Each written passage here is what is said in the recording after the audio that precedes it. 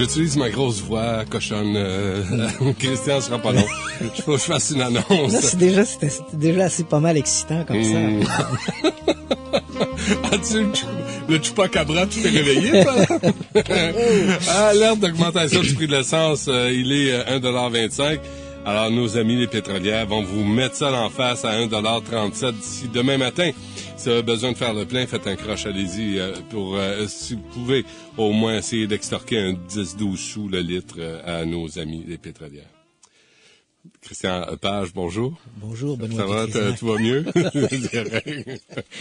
Bon, 2012, c'est une bonne ou une mauvaise nouvelle pour toi? Est-ce que tu t'es élevé le 1er janvier en disant « c'est la dernière année de ma vie » Pas tout à fait, là. Non? Non. Mais tu sais, 2012, la semaine dernière, par exemple, j'ai évoqué les bons coups, les mauvais coups là, pour l'année qui venait de s'achever.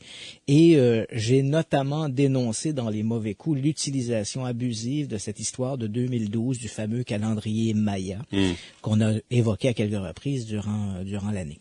Parce qu'à mon avis, on en fait une surexploitation et c'est une interprétation un peu erronée. Mais malgré cela, les gens m'interrogent, me demandent, est-ce que pour 2012, il faut s'inquiéter? Alors, s'inquiéter, mais s'inquiéter de quoi? Hein?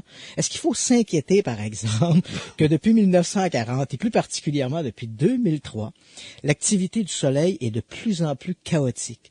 Cela, en fait, c'est une situation qui s'était pas vue depuis 11 000 ans, et donc une situation qui remonte, en fait, à la dernière époque glaciaire. Et les physiciens prévoient une augmentation croissante de l'activité du Soleil.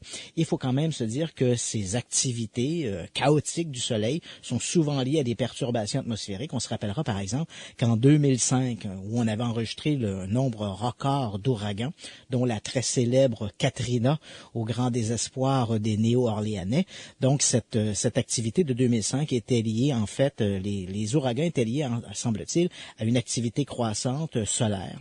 Et là, bon, actuellement, on enregistre des augmentations de l'activité solaire qui devrait atteindre son apogée cet automne. Doit-on s'inquiéter? 2012. Oui, 2012. Doit-on s'inquiéter, par exemple, que le champ électromagnétique de la Terre s'affaisse de plus en plus? Et le champ électromagnétique de la Terre, faut-il le rappeler, c'est notre défense naturelle contre les rayons nocifs et dangereux du Soleil. Et au moment où on se parle, Benoît, on a noté une fissure dans ce champ électromagnétique aussi grand que l'État de la Californie dans l'Atlantique Sud. Et les scientifiques envisagent peut-être une sorte d'inversion des pôles. Et si ça devait se produire, au courant 2012, on perdrait toute notre protection, dis-je, électromagnétique contre les rayons nocifs du Soleil. Faut-il s'inquiéter? On cuirait comme... absolument, comme si tu étais mis dans un petit four micro-ondes. Faut-il s'inquiéter, par exemple, que les grands de ce monde, dont Bill Gates et les magnats de l'industrie des OGM, dont Monsanto, en soient à construire en Norvège une réserve de semences baptisée l'Arche du Jugement dernier? Écoute, cette incroyable construction, une sorte de silo souterrain, est construit dans les montagnes de l'île du Spitsbergen. C'est en mer de Barents, au large du Groenland. Et ce silo souterrain ressemble à un coffre-fort. Il est muni de portes capables de résister aux explosions nucléaires, de détecteurs de mouvement de 2 sens et de murs faits en béton renforcés par des plaques d'acier d'1 mètre d'épaisseur. Et lorsque l'arche sera achevée, nous dit-on, on pourra y placer quelques 3 millions de variétés de semences de différentes origines, un peu partout à travers le monde. Et d'après un communiqué du gouvernement norvégien, tout ça a été construit de manière à s'assurer que la diversité agricole puisse être conservée dans l'avenir. Ben, la question, c'est est-ce qu'on est passé aux côtés de quelque chose? Parce que, en fait, les diversités agricoles, donc les plants qui n'ont pas été contaminés, n'ont pas été modifiés par des OGM, sont déjà gardés un peu partout à travers le monde dans des stocks qui sont conservés de manière à garder la source originale non modifiée. Alors, pourquoi construire cette arche dans les montagnes du Spitzberg, là? Évidemment, on se pose la question, à moins qu'on soit passé aux côtés de quelque chose que les grands de ce monde savent et que nous ne savons pas. Conspiration, tout doudou. Doit-on s'inquiéter? Doit-on s'inquiéter du danger de voir une comète ou un astéroïde nous tomber sur la tête? Hein? Tu sais que les physiciens de l'université de Berkeley en Californie qui sont ces mêmes scientifiques d'ailleurs qui avaient pu démontrer que c'était une chute de météorite, un immense météorite qui avait entraîné il y a 65 millions d'années la disparition des dinosaures, météorite d'ailleurs qui est à l'origine du golfe du Mexique. Donc ces mêmes scientifiques de Berkeley maintenant en sont à s'inquiéter qu'un tel météorite puisse nous retomber sur la tête très prochainement. Et quand on parle de très prochainement, bien évidemment à l'échelle planétaire, ça peut être dans 50 ans. Mais ça peut être demain aussi. Donc, t'as que de bonnes nouvelles, toi. Que de bonnes nouvelles. Rien pour nous angoisser. Mais non! Faut-il s'inquiéter d'une possible éruption du super volcan de Yellowstone Park? Ah, tu sais que parce que les gens s'imaginent que Yellowstone n'est qu'un parc.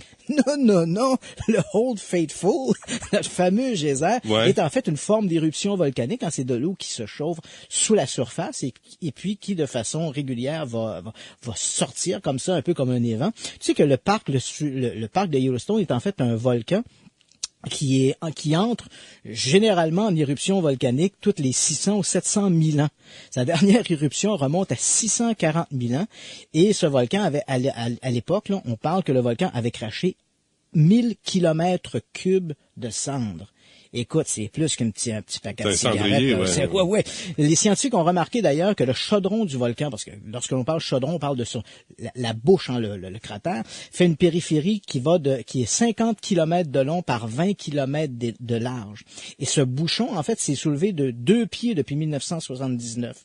De plus, les autorités ont constaté récemment que les lacs du parc Yellowstone avaient augmenté de température, même ce qui a occasionné la fermeture de certains endroits dans le parc de Yellowstone.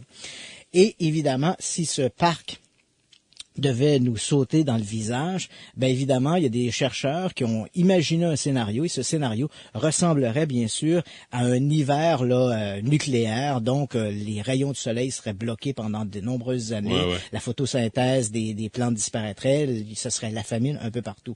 Or, la dernière éruption du parc de Yellowstone, ben comme je l'ai mentionné, on croit qu'il explose à peu près toutes les 600 ou 700 000 ans. Et maintenant, le tic-tac est commencé puisqu'il en est à 640 000 ans depuis sa dernière éruption. Doit-on s'inquiéter? Doit-on s'inquiéter? Faut-il s'inquiéter du fait que notre système solaire pénètre dans un nuage de turbulences interstellaire. Donc, des géophysiciens russes ont remarqué que notre système solaire qui se déplace à l'intérieur de la Voie lactée vient de rentrer dans une sorte de nuage de poussière interstellaire, lesquels, évidemment, si on regarde les scénarios alarmistes des scientifiques, donc cette poussière interstellaire pourrait avoir une répercussion sur l'atmosphère des planètes et même faire perdre l'atmosphère aux planètes. Bon, évidemment, on s'inquiète pas trop de l'atmosphère de Mars ou de Vénus, mais le nôtre, évidemment, c'est plus inquiétant. Or, on est entré dans cette phase, dans ce nuage interstellaire, le passage devrait se faire entre 2010 et 2020.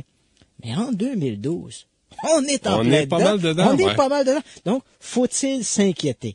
Alors, tu le sais, je suis pas un individu alarmiste. Je suis pas trop pour les scénarios apocalyptiques et destructifs, les conspirations, tout ça. Non, mais ça a l'air à te faire plaisir, par exemple. On peut se poser la question. Oui, doit-on s'inquiéter? Évidemment, ce ne sont là que quelques petits signes pour 2012. On pourrait en nommer d'autres. Par exemple, Johnny Hallyday sur les plaines d'Abraham en 2012. C'est probablement signe de quelque chose. Ouais, c'est signe de quelque chose, ça, mon Benoît. Oui, je pense que oui. Une momie qui ressuscite, c'est toujours inquiétant. On revient avec Christian Page après cette pause.